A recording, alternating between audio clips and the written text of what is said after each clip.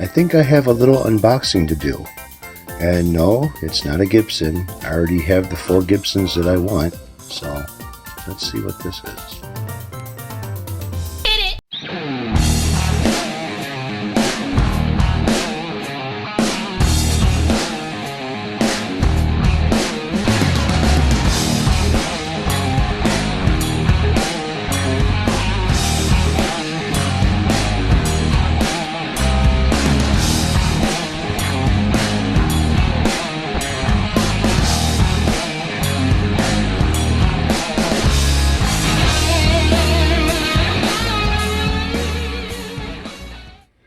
So a little bit of progress on the zebra stripe guitar. I'm sanding off the finish.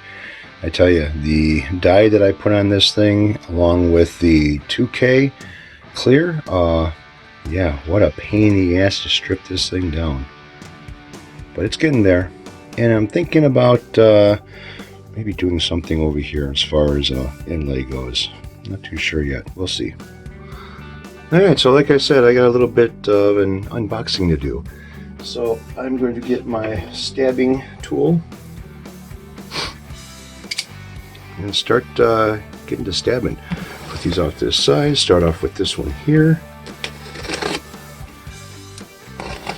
I ordered some tools and I ordered some more parts.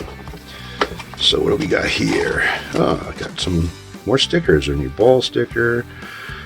Ernie Ball sticker. Ernie Ball sticker, Ernie Ball sticker, and alright, we stock over 5,000 DiMarzio pickups, eBay store. These guys are pretty fucking nice if you want to order some stuff. Kind of recommend them a lot. So if you're looking for parts, they're not bad. Also got some, yeah. Got a little pickup holder, or not a pickup holder, pick holder, and a few picks that these guys sent too. Kind of cool, nice. And these are the DiMarzio push and pull pots. I ordered 4 of them, and now I didn't order these. These were a bonus. All right, so let's see what we got here.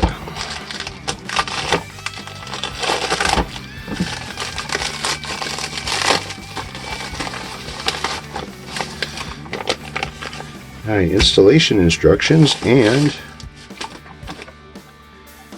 this is the big leg circuit. No, is it taped closed? No, it's just tightly closed. So here's the Jimmy Page controls. They're push and pull. They give you the 5-way selector switch. They also give you an output jack. Everything is plug and play.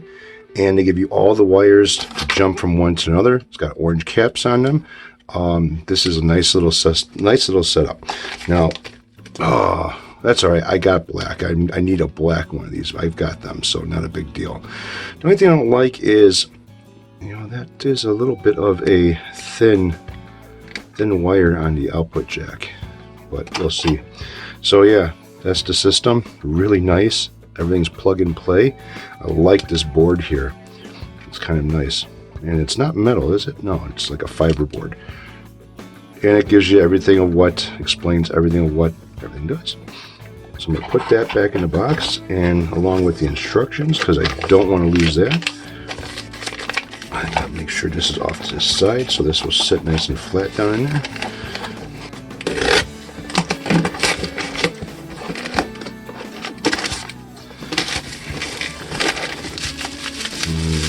Empty bubble wrap, always fun to have.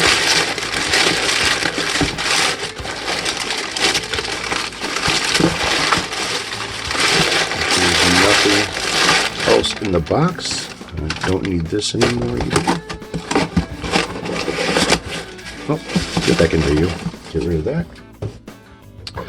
All right, so what we have here is it's a saw for your or my fret slots, because I needed a better cleaning tool for the frets. This is kind of nice. A little bit on the expensive side, but well worth it, I think, for the price that you're paying, for, especially for using.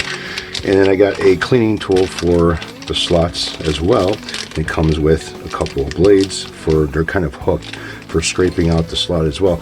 Now, the reason why I end up getting these is because I started to put the frets in on the Zebra guitar, and there's glue in the slots now. So now I'm going to have to dig that glue out.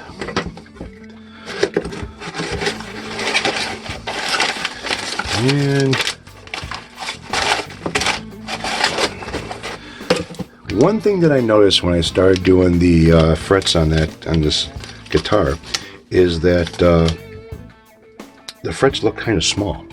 And I don't mean like small, I mean just they looked kind of small. Like they didn't look right with the actual guitar itself on the neck. So what I ended up doing is looking at some of my other actual Les Pauls, you know, the Gibson ones, not the Gibson ones, and matched the fret size for those. So I ordered 2 sets of frets, and yeah, these are already a 12-inch radius, 24 piece, and pre-cut. So these are the wide high frets. So these are kind of tall and a little bit wider. Seems like that's what it looks like that's on the Les Pauls that I have, the actual Gibsons. All right, so I got another box to open up in the other room.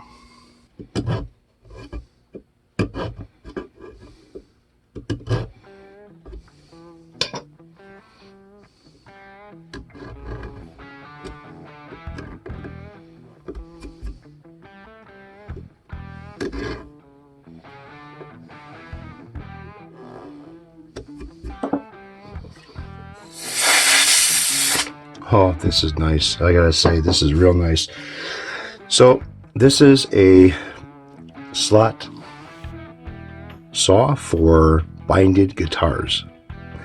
And, you know, you're not going to use a regular, you know, fret saw for doing a job like this because of the binding that's on each side of the neck. Now, I do have a regular saw for doing fret slots, but it'll cut into each side of the binding. I don't want that. This thing works out really, really good. You got 2 different sides that you can work with, and one is a push and one side is a pull as far as cutting.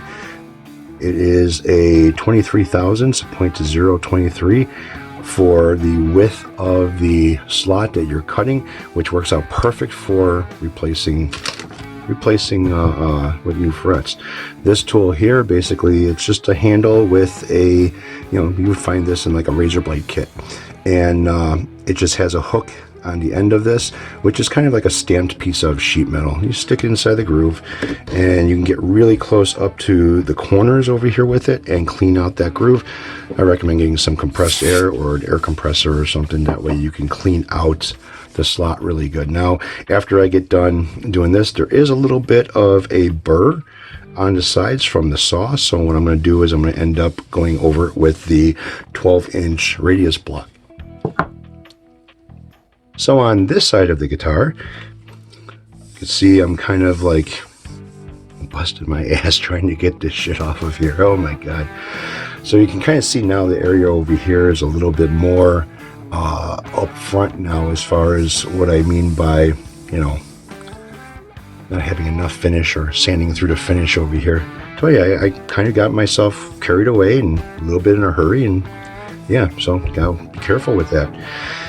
So between the clear coat, the 2K, which is very hard to sand through, I'm sanding with a 220 grit sandpaper, and so I do have some scratches going into wood going this way. Now, getting this stain off of here is another bitch. So I got pretty much all of it off over here. There's still some blotches that I have to take care of, but that's going to be last. I just want to get this coat off of here and get down to wood as much as possible, and then I'll do my finishing sanding. Like I could get closer to the edge over here, do my finishing sanding after that. Now, I'm not going to use 220 grit. I'll probably switch to a 400 grit after that, and I'm going to sand with the wood grain. That way, whatever scratches that are in the wood from the 220, like the scratches going this way, are not going to show when I restain the body. and then I'm going to end up putting the sanding sealer on it and clearing it. So how I'm going to clear this thing is basically I'm going to run a strip of masking tape around the edges. Now I have not buffed out this guitar, so if any overspray gets through past the tape, I'll be able to remove that really easy with the wet sanding and the buffing. Not a big deal. So that's why I'm waiting for everything to be done before I buff anything. I'm going to do it all at one time. Mask around the body on the binding, mask the binding going on each side of the neck, and mask off the headstock. Wrap everything up in plastic that I don't want paint or clear coat to get on, and the neck and the body on the top will only be the ones getting hit with the clear. Well, the body is going to get a sanding sealer first and then clear everything. So yeah, that's what I'm doing. Now, I've got some decals coming that I ordered from Jeff over at Diamond Cut Graphics USA, and one of the decals I'm probably going to use as a template on here and put it over here, trace around it with a pencil, and maybe cut it out with the Dremel like I did before with the headstock. The only thing is you know, there's a nice curve here, so when I fill it with the epoxy resin, I'm going to have to kind of watch it a little bit and make sure that the body is leveled in a way where I can still, if it's all filled, I might have to fill it twice, which is nice with the epoxy resin that I've been using, because this is, get the dust off of it. This is the epoxy resin that came from the over that I made from the headstock. So this is the color of the rose, and this is the color of the stem and the leaves. And when this hardened up first, because that was the first thing I poured, and then when I went to mix the green, you know, I was like, well, I kind of be interesting to see what happens, you know, if I put the two together or something. Now this glows in the dark. Okay, this will glow under a black light, and if I bring this outside in the sunlight, the UV will kind of charge this up as well, and it'll glow a little bit. But putting the two on top of each other, this was cured, this was liquid. They seemed like they bonded together permanently.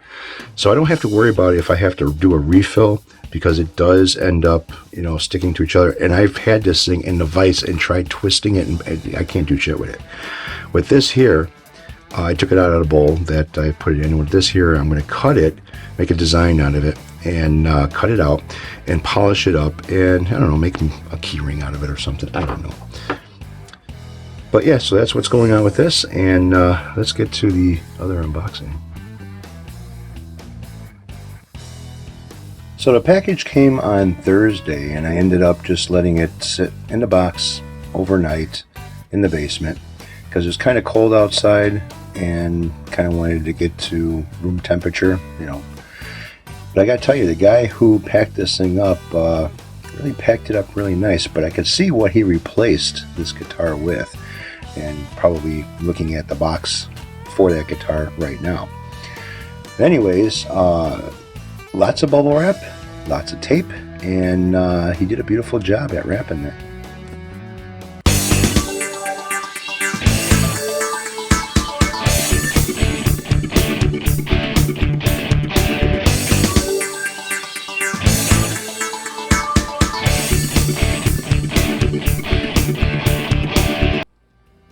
So this is the 2017 Dean Shire semi-hollow body, and I gotta tell you, this thing is beautiful. There isn't a mark, a scratch, a nick, a chip, anything on this thing. It's got Grover tuners on it. Kind of looks like there's a bone nut on there, but I won't be for sure until I check it out. Action height looks like it's really low. It's got the output jacks, the mono and stereo.